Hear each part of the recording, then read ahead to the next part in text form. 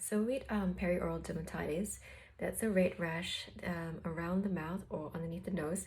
They can look like really red and inflamed spots that sort of develop around this area here. And several factors can contribute to getting perioral dermatitis. It can be hormonal, it can be the skincare products that you use. It can also be, say, toothpaste with fluoride.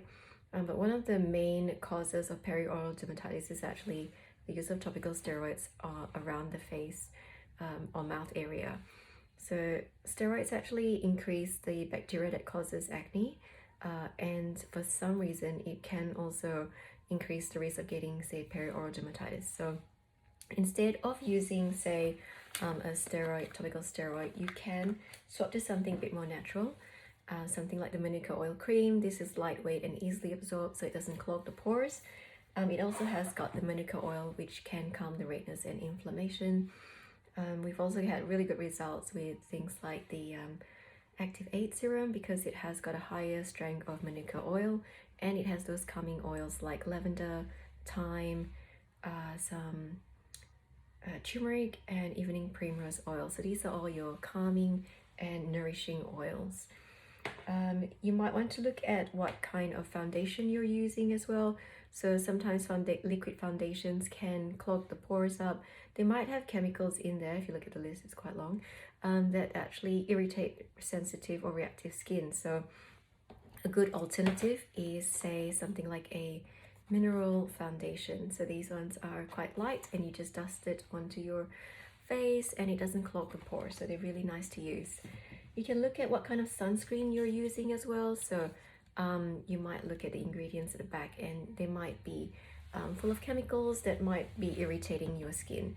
So maybe swapping over to a more natural sunscreen, like Whatnot's a really good brand for natural sunscreen.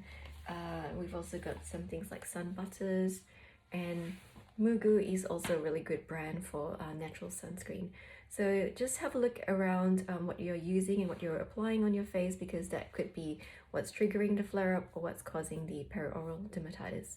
They also found that toothpaste, for example, with fluoride is a bit more likely to cause perioral dermatitis.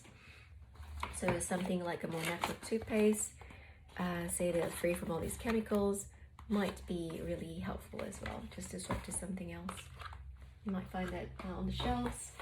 And in terms of cleansers, you know, maybe just looking at what you're using to cleanse your face, you might want to go with a more gentle soap-free cleanser. Something like this brand is pretty good, pH balanced and very gentle.